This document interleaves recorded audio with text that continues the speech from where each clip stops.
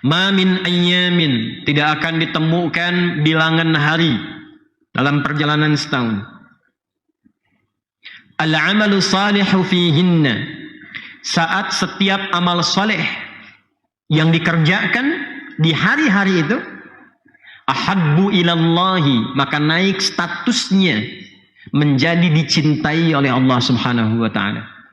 Jadi kalau kita beramal soleh di hari-hari ini, ya, di hari-hari ini, itu setiap amal soleh kita akan naik statusnya dicintai oleh Allah Subhanahu wa taala. Jadi tidak hanya malam pertama, ketiga, kelima, tidak. Malam pertamanya istimewa, siang pertamanya istimewa, malam keduanya istimewa, sampai dengan ke-10-nya plus fajar di waktu hari ke-10-nya. Saking pentingnya itu, Allah Subhanahu wa taala sampai memberikan kesan istimewa dan menggunakan waw qasam di dalamnya untuk memberikan kesan kepada kita, jangan luput itu.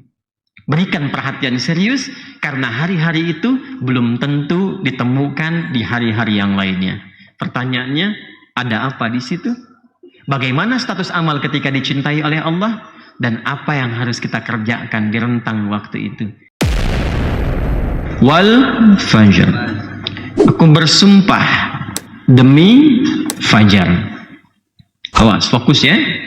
Aku bersumpah demi fajar. Nanti ada yang malam, wal-laili idza yaghsha.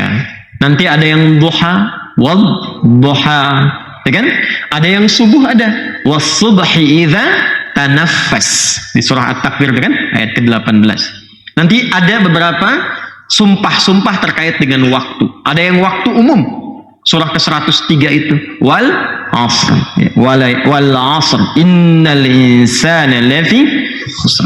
Nah, sekarang kita kembali, wal fajr walayalin ashr.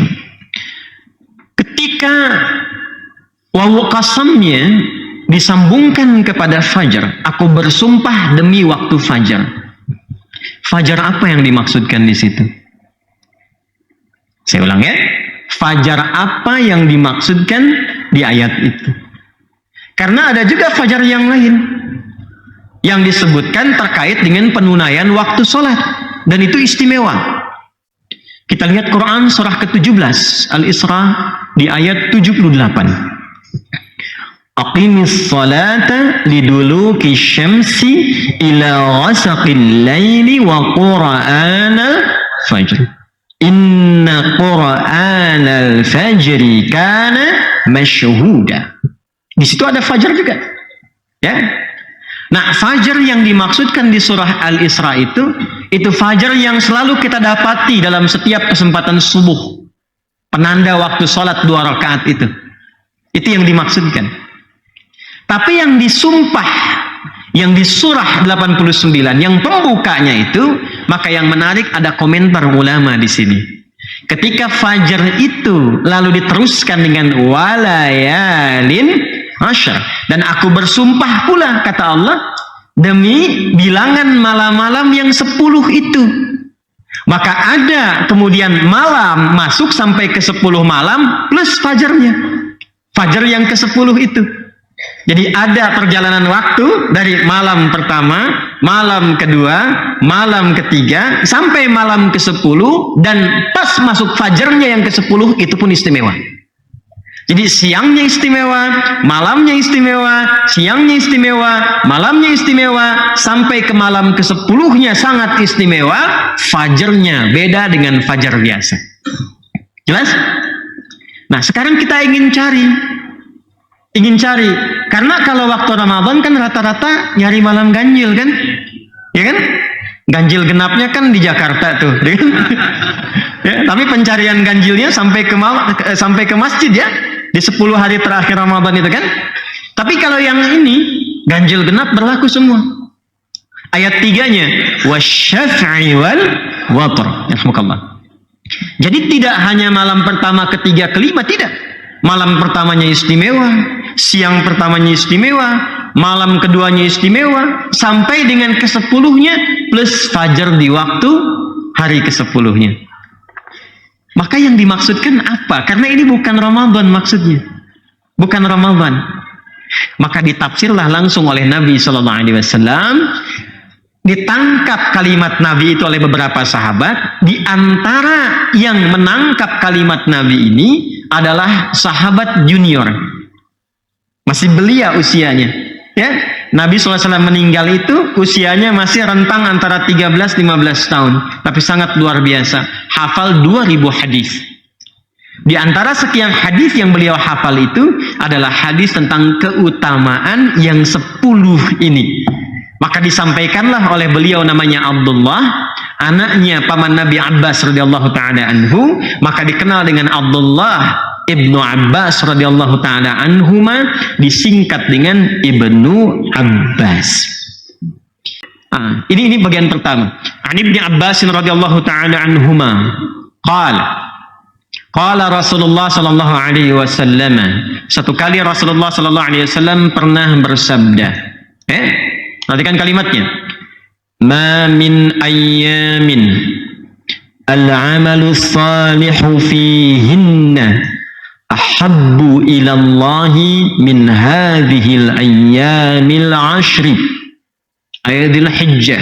Dalam kurung nanti tafsir hadisnya adalah Hijjah.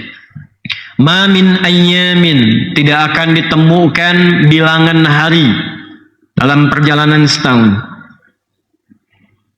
Al-amalu salihu fihinna, saat setiap amal soleh yang dikerjakan di hari-hari itu ahabbu ilallahi, maka naik statusnya menjadi dicintai oleh Allah Subhanahu wa taala.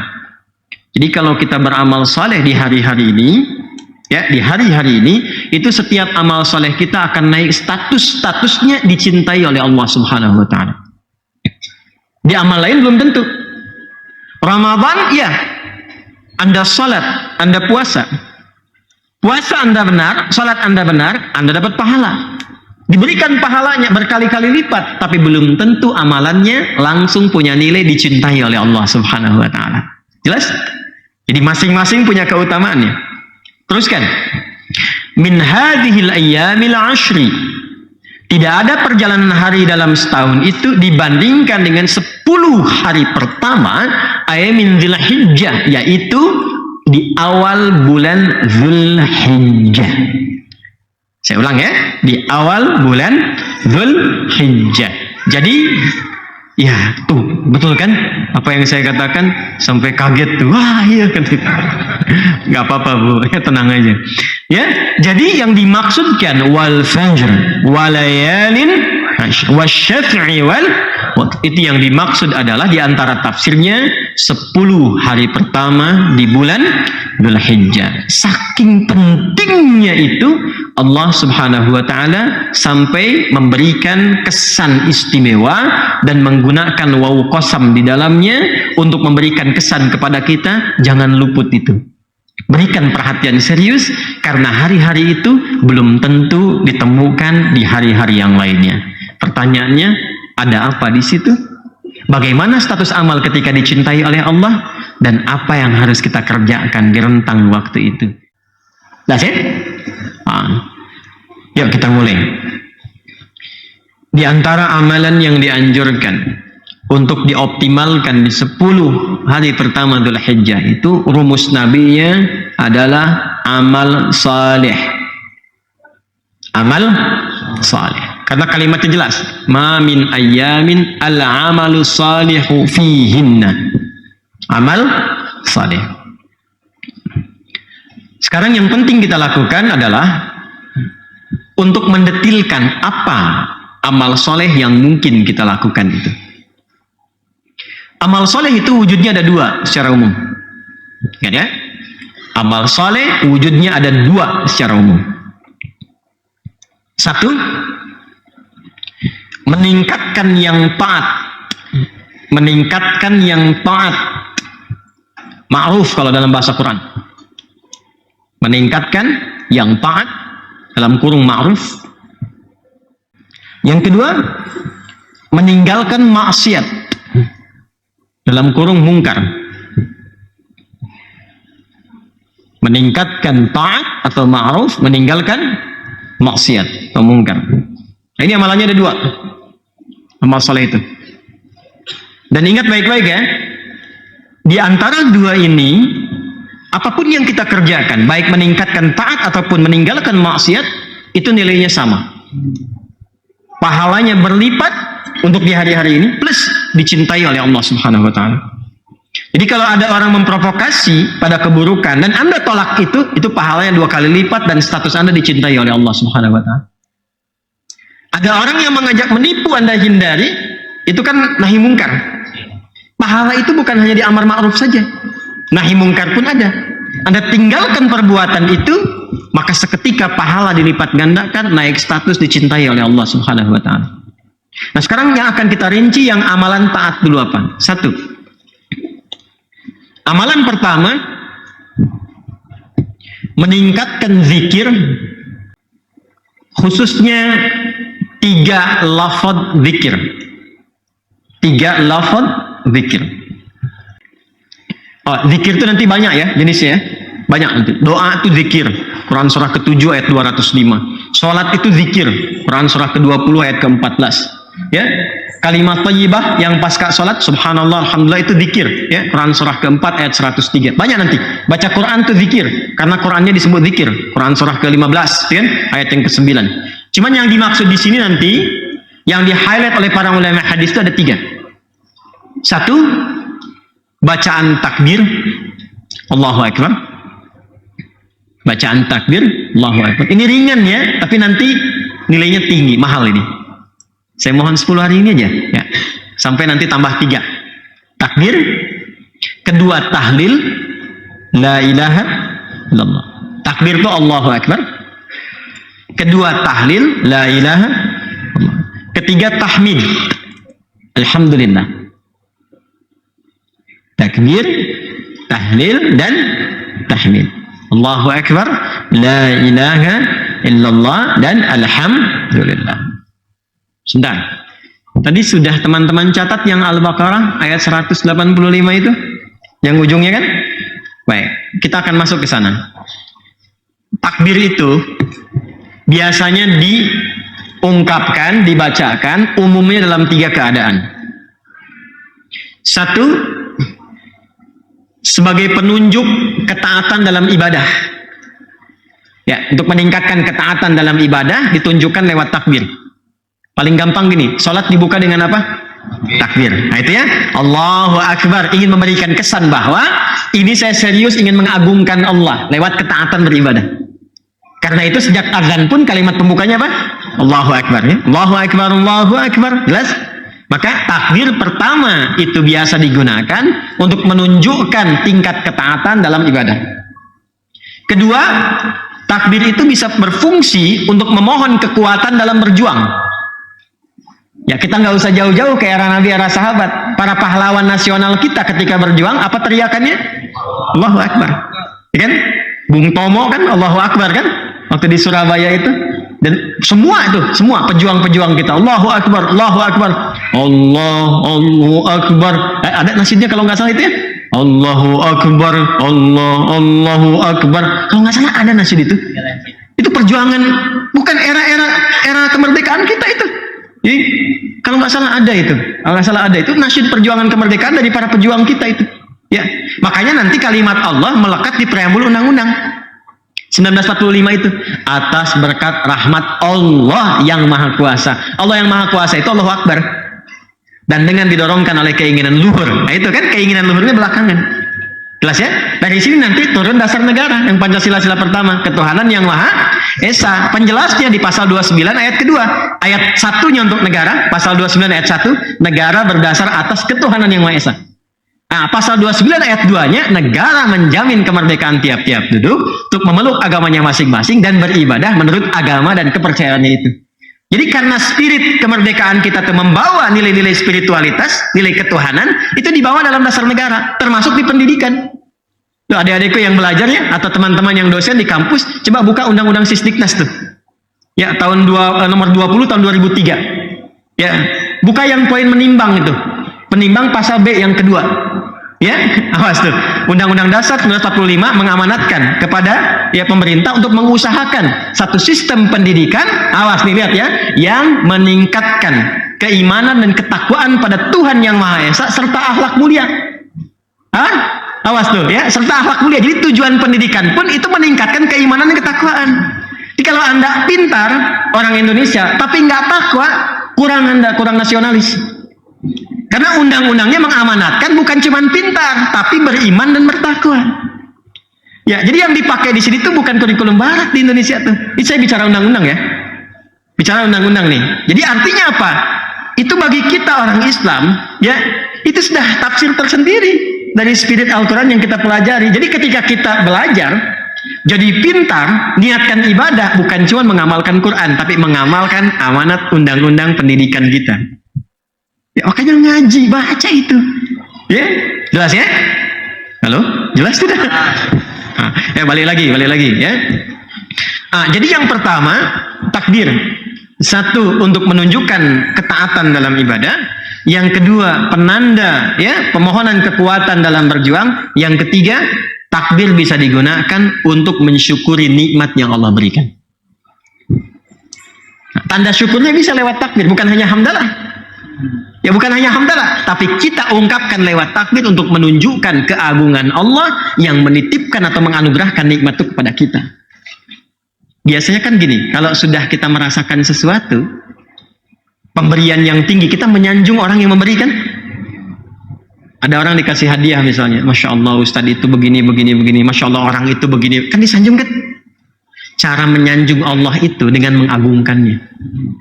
Ketika Allah memberikan sesuatu yang tinggi kepada kita, maka kita bertanya bagaimana cara menyanjungmu ya Allah? Maka agungkan ia. Agungkan ia. Karena itu ketika kita akan sujud, pembuka keagungannya lewat takbir Allahu Akbar. Kemarin puasa Ramadan ya, dapat nikmat tidak? Lebih tenang tidak? Lebih nyaman tidak? Lebih enak tidak? Itu semua nikmat kan? Kita harus syukuri ya. Bagaimana cara mensyukurinya? Turun ayat. Walitukabbirullaha ala ma hadakum wa la'allakum tashkurun. Al-Baqarah 185.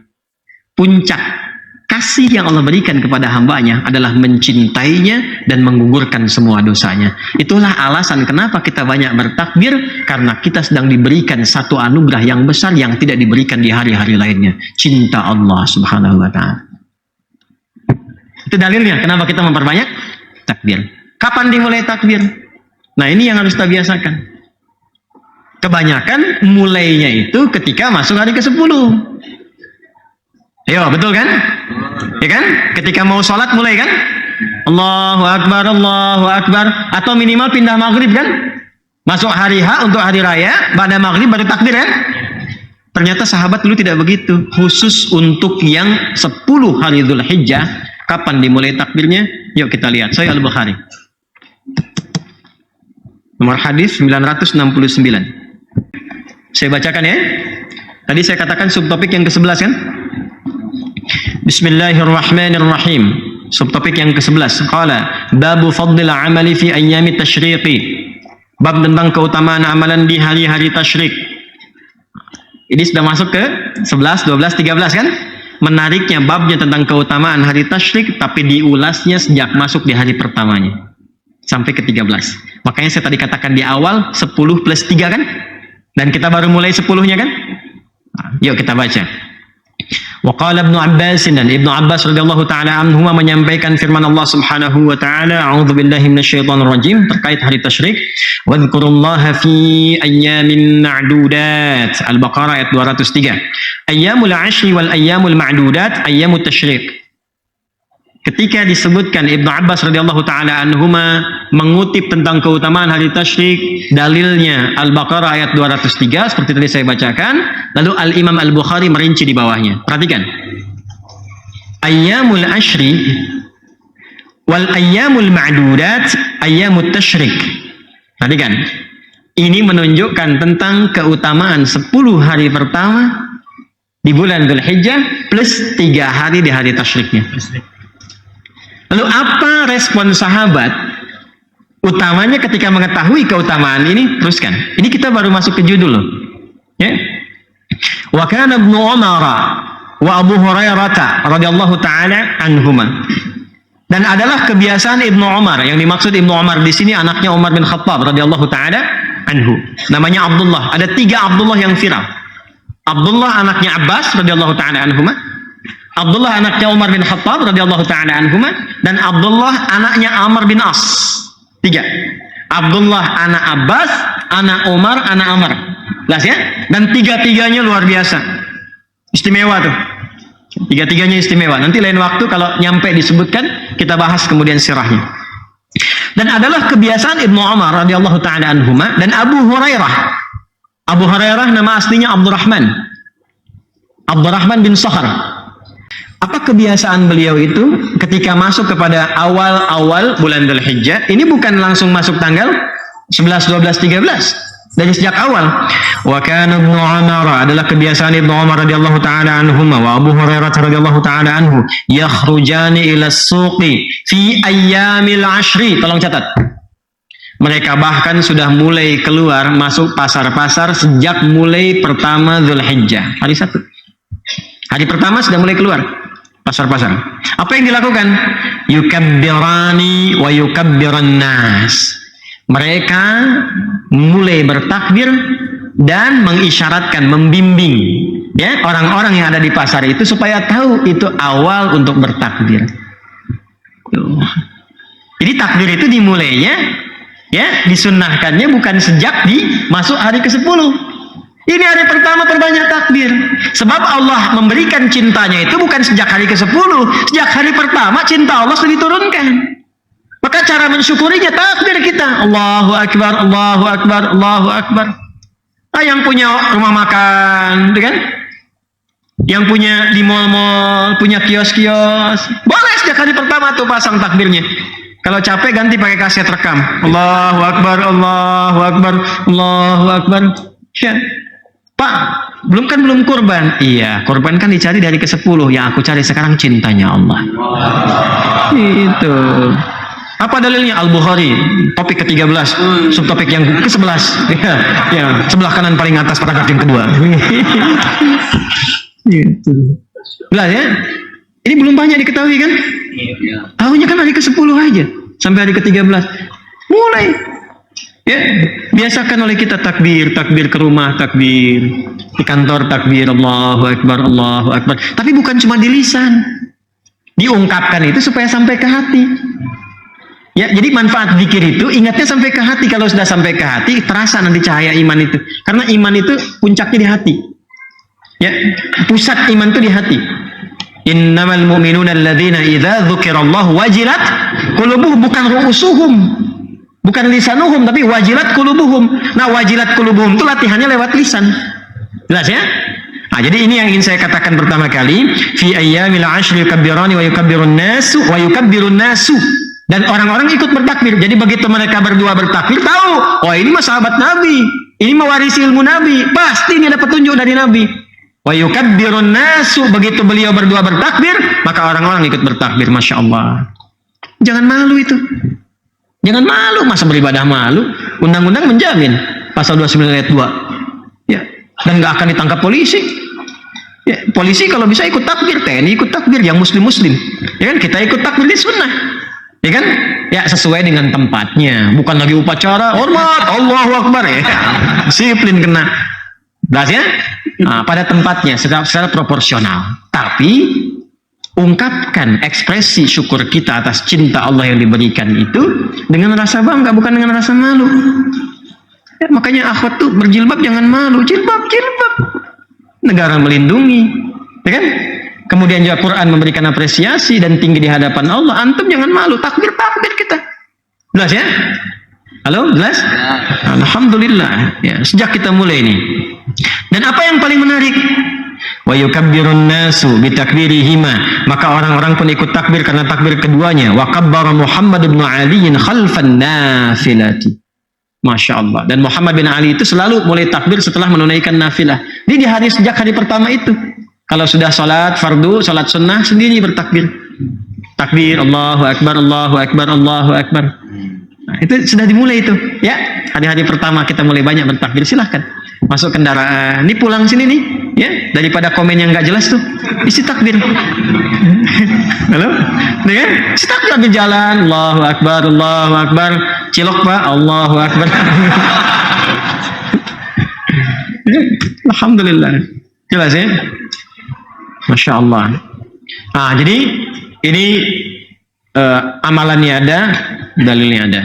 Agak cepat. Kita minta 5 menit lagi apa? 5 menit ya? Mudah-mudahan sampai. Lebih alhamdulillah. Lalu selain takbir apa kurikulumnya? 1, saya cepat.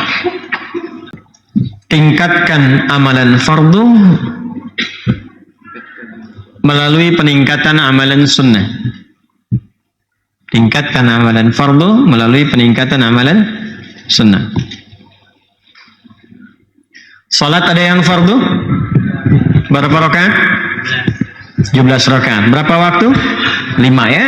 Nanti setelah salat fardu itu tingkatkan zikir yang tadi itu, takbirnya, tahlilnya, tahmidnya, ya.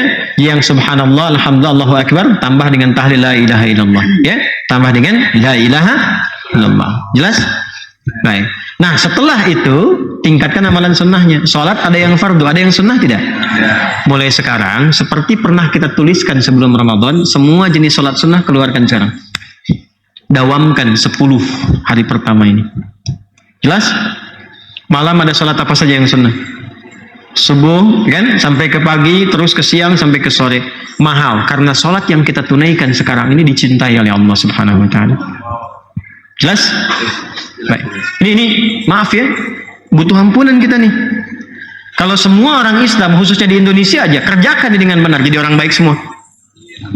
Ya, kalau Anda pejabat jadi pejabat yang baik, Anda pengajar jadi pengajar yang baik, Anda rakyat yang baik. Kalau semua orang baik, berkah turun. Ya. Baik, zakat wajib bukan? Wajib. Kalau wajib pasti ada yang sunnah. Apa itu sunnahnya? Infak, sedekah. Maka mulai sekarang coba punya anggaran untuk infak, sedekah. Ya. Jangan diartikan dengan uang saja. Makanan bisa. Ya, ada taklim di mana aja, jangan harus taklim di sini. Ya, taklim di tempat lain misalnya Anda punya kelebihan, datang Anda. Bawa makanan dari rumah misalnya, bagi dengan yang di sampingnya. Ya, walaupun misalnya cuma air 1 gelas cup itu ya. Atau misalnya Anda kurma beli berapa, 10.000 dapat misalnya 20 satu-satu dibungkusin dari rumah, nggak apa-apa. Niatkan ikhlas untuk mengamalkan ini. Barangkali cinta Allah itu turun di salah satunya dari 20 itu. Ya, jangan dilihat betapa mahalnya, tidak. Ya. Ya, mulai yang dagang-dagang itu. Niatkan sebagiannya. Tapi Anda juga jangan tidak sopan. Pak, Bu, seharusnya untuk 10 hari pertama, dengar nggak tadi Ustaz ceramah?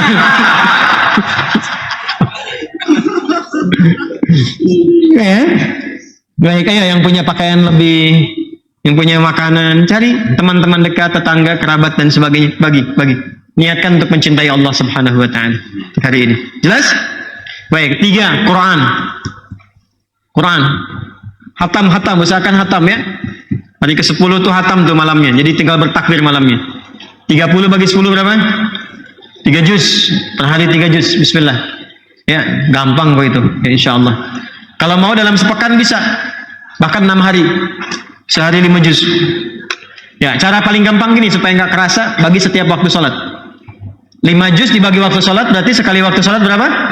7 juz. Kalau susah, bagi 2. Sebelum sholat, setelah sholat. Jadi kalau kita ngajinya begitu, selesai. Insya Allah. Ya. Jadi kalau misalnya 1 juz itu 141 ayat di Al-Baqarah plus Al-Fatihah, dibagi 2 kan berapa?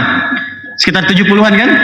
70 teman-teman, kalau itu dibagi 70 ayat misalnya sebelum sholat, berapa banyak sih bacanya? Ya kan? Berapa lama bacanya? Ya, kalau 10 ayat itu kita butuh misalnya 2 menit, berarti cuma 14 menit, 15 menit investasinya. 15 menit sebelum sholat, 15 menit setelah sholat. Kalau konsisten seperti itu, untuk 10 hari ini aja, 6 harinya langsung khatam Quran 30 juz. Selebihnya tinggal doa. Jelas? Sholat sunnah sudah, infak sedekah sudah, baca Quran sudah. Kemudian yang ketiga, yang keempat, baik. Kalau Anda ingin gabungkan semua itu, digabungkan, amar ma'rufnya ada, nahi mungkarnya ada, puasa. Saya ulangi, puasa. Boleh dari sejak hari pertama. Saya ulang, boleh dari sejak hari pertama.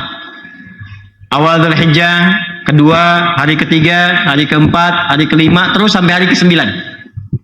Ya? Kalau misalnya tidak memungkinkan, diperbanyak. Misal hari pertama, kedua, ketiga istirahat, hari keempat puasa, kan? Hari kelima istirahat lagi, 6 istirahat, 7 puasa. Jelas? Kalau tidak memungkinkan juga, maka yang hari-hari terakhir, hari 9 Dzulhijjah. Ya, 9 Dzulhijjah dikenal dengan puasa bersamaan dengan hari Arafah. Jelas? Hari ke-9 Dzulhijjah. Kalau ingin pengantarnya dari tarbiyah, dari 8 dia boleh. Ya, misalnya saya agak berat kalau dari hari 1, maka silahkan incar yang 8 dan 9. 1 sampai 7 kita penyesuaian dulu. Penyesuaian. Kalau mampu dilakukan, apa yang didapatkan? Siyamu yaumi Arafata. Ingat, yukaffiru sanatal madiyah wal baqiyah. Puasa yang benar ditunaikan di momen Arafah itu, hari Arafah itu, maka berpotensi menggugurkan dosa setahun berlalu. Dan perhatikan cara menerjemahkannya. Awas, jangan salah menerjemahkan. Mengampuni dosa setahun berlalu dan menjaga tidak berbuat dosa setahun yang akan datang. Awas ya. Awas, hati-hati, karena jangan salah paham. Mengampuni setahun yang lalu dan setahun yang akan datang, lalu salah paham. Udah diampuni nih setahun yang datang, udah puasa. Udah deh, ikut tali malam Jumat, HP jamaah itu diambil kan? Itu HP orang, setahun udah investasi. Salah. Karena ciri diterima puasanya adalah dengan dia bertobat di situ diampuni dosa yang sebelumnya. Dan dengan dia bertobat dijaga tidak berbuat salah di setahun berikutnya, terjaga perbuatan dia. Itu maksudnya. Jelas? Baik. Amalan selanjutnya nanti kurban. Amalan selanjutnya apa? Kurban. Jadi kalau ada anggaran silahkan disiapkan untuk kurban, kan? Tinggal nanti puncaknya saat menyembelih itu sambil kita bertakbir setelah sholat Id dan seterusnya. Pelajaran tentang itu insya Allah kita akan sempurnakan di pekan depan.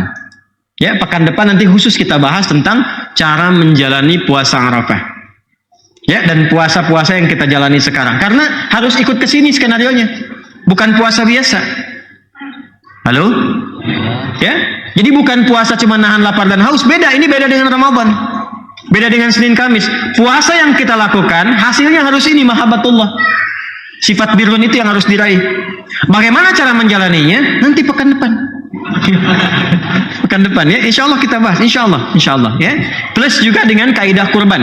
Hewannya harus seperti apa? Bagaimana hewannya? Apakah menyembelih sendiri atau orang lain dan sebagainya. Termasuk plus fikih tentang Idul Adha. Ustadz, kapan nanti Ustadz Idul Adhanya? Kalau sekarang ada kemungkinan 2 hari berbeda, kapan Arafahnya? Pekan depan kita bahas. Sabar, pekan depan kita uraikan kembali ya.